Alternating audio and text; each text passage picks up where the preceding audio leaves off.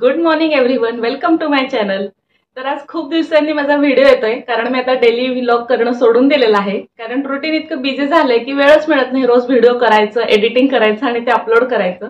पण असा जर विशेष काही दिवस असतील तर नक्कीच मी व्हिडिओ अपलोड करत जाईल। तर आजचा विशेष दिवस म्हणजे आज मदर्स डे आहे। तर जगातील सर्व मातांना माता दिनाच्या खूप खूप शुभेच्छा।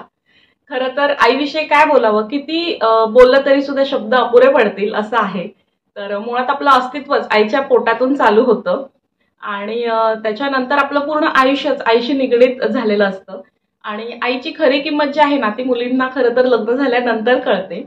आणि लग्नानंतर सुद्धा आपल्यावर खूप प्रेम करणारी, जीव लावणारी माणसं आपल्याला भेटतात। पण आईची उणीव ही कोणीच भरून काढू शकत नाही। आणि ज्या मुली असं माहेर आणि सासर सोडून लांब कुठेतरी राहतात, कुठे परदेशात राहतात, त्यांना तर आईची कमतरता नेहमीच जाणवते। कारण इथे आपल्याला काही प्रॉब्लेम्स आले, काही फिजिकल, मेंटल, इमोशनल, तरी सुद्धा सपोर्ट करायला आईसारखी व्यक्ती इथे असत नाही। आणि नवरा कितीही जीवाभावाचा असला, प्रेमळ असला, तरी सुद्धा त्यांना ऑफिसचं टेन्शन असतं, बिझी असतात। त्याच्यामुळे आईची उणीव ही सतत भासत राहते। आई जवळ असली की कसं आपण आजारी पडलो की ती आपली काळजी घेते, आपल्या कामाचा भार हलका होतो।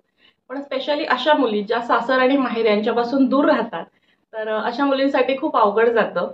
कारण आपली काळजी आपल्यालाच घ्यावी लागते आणि आपण कितीही आजारी असलो तरी सुद्धा आपल्यालाच करावं लागतं। इथे मदतीचा हात कोणाचा नसतो। त्याच्यामुळे आईची कमतरता नक्कीच जाणवते।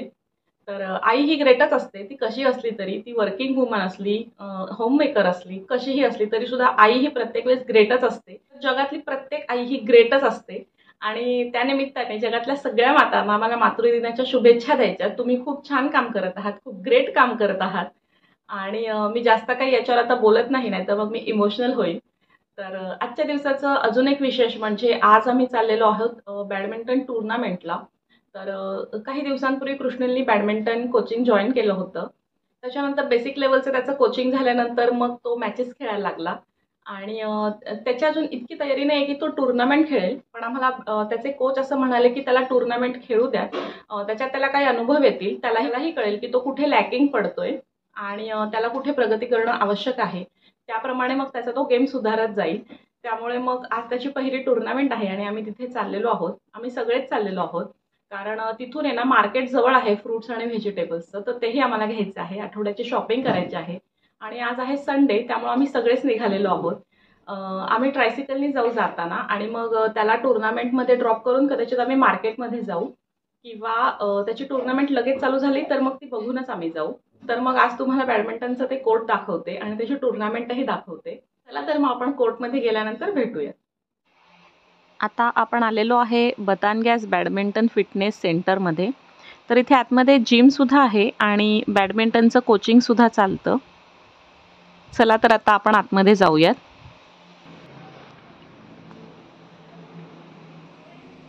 तर आतमध्ये मॅचेस चालू झालेले आहेत आणि इथे काउंटरला आधी आम्हाला रजिस्ट्रेशन करावं लागेल कृष्णेलच्या नावाचं।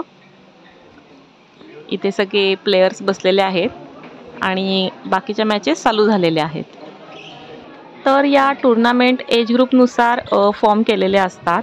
तर एज ग्रुपनुसार त्यांचे ग्रुप बनवलेले आहेत आणि त्यानुसार टूर्नामेंट चालते।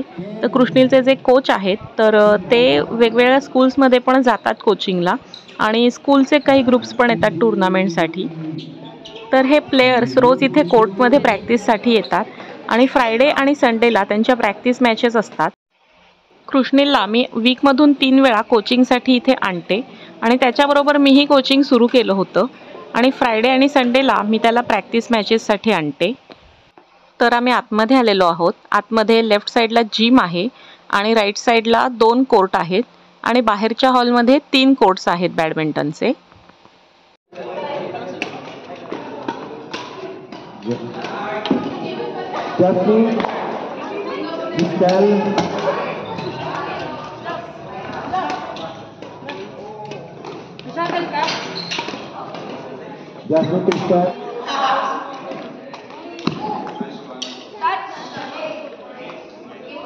More than 35 points.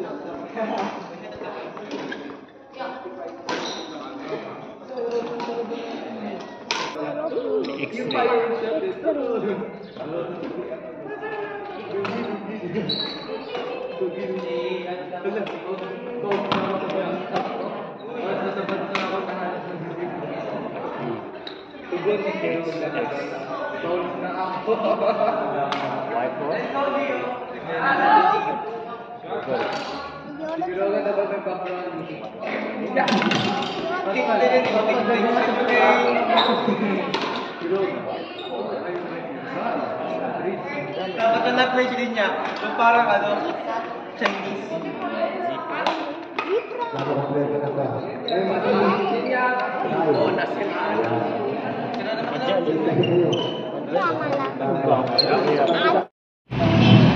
तर कृष्णेलची एक मॅच झालेली आहे आणि अजून 3 मॅचेस बाकी आहेत. तर आता अजून वेळ लागणार आहे म्हणून मी मार्केटमध्ये जाऊन येतो. इथे जवळच 5-10 मिनिटावर फ्रूट्स मार्केट आहे, व्हेजिटेबल मार्केट आहे. तर मग तिथे आम्हाला आठवड्याचं लागणारं सामान घेऊन येतो. आणि इथे मदर्स डे निमित्त ना खूप छान केक्स ठेवलेले आहेत. हे बघा, हे बघा, हे सगळे मदर्स डे साठी ठेवलेले आहेत आणि छान बुके पण ठेवलेले आहेत.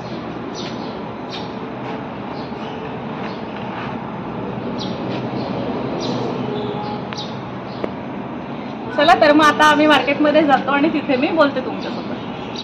तर आहे ना, आम्ही आलेलो आहे परत बॅडमिंटन कोर्टमध्ये.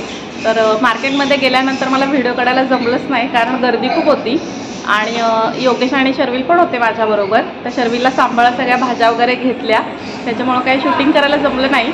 तर आता आम्ही परत आलेलो आहे कोर्टमध्ये. कृष्णेची आता सेकंड मॅच पण झाली आणि आता थर्ड मॅच आहे, लास्ट मॅच, आणि त्याच्यानंतर मग आम्ही घरी जाणार आहोत. तर त्याचा स्कोअर कमी झाला आहे दोन्ही मॅचमध्ये आणि तो बिगिनर आहे, बिगिनर लेवलला आहे. त्याच्यामुळे मग सर म्हटले की एवढी अपेक्षा ठेवू नका, फक्त त्याला एक फील येण्यासाठी की टुर्नामेंट कसं खेळलं जातं किंवा रूल्स कसे असतात, रूल्स कसे फॉलो करायचे असतात आणि एक मॅचची सवय व्हावी म्हणून त्याला आम्ही बोलावलं होतं. तर ठीक आहे, तो तिसरी मॅच आता खेळायला गेलेला आहे आणि ते झाल्यानंतर मग आता आम्ही घरी जाऊ आणि त्याच्यानंतर बोलते तुमच्यासोबत. Court number 1. Laban.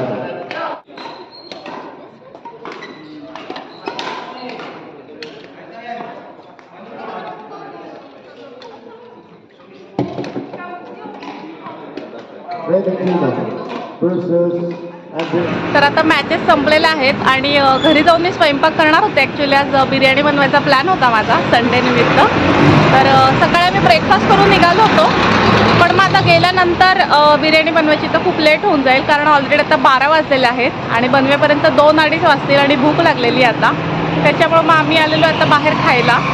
तर बघू आता मुलांना थोडंफार खायला देईल मी आणि नंतर मग संध्याकाळची तयारी करायला घरी जाईल. तर मग इथे टुर्नामेंट्स कशा चालतात हे मी थोडक्यात तुम्हाला दाखवण्याचा प्रयत्न केला. तर मी आता व्हिडिओ इथेच एंड करते कारण आता आम्ही खाऊन घरी जाणार आहोत. तर तुम्हाला माझा आजचा व्हिडिओ कसा वाटला हे मला कमेंटमध्ये नक्की कळवा आणि माझा व्हिडिओ आवडत असल्यास व्हिडिओला लाईक करा, शेअर करा आणि सबस्क्राईब करा.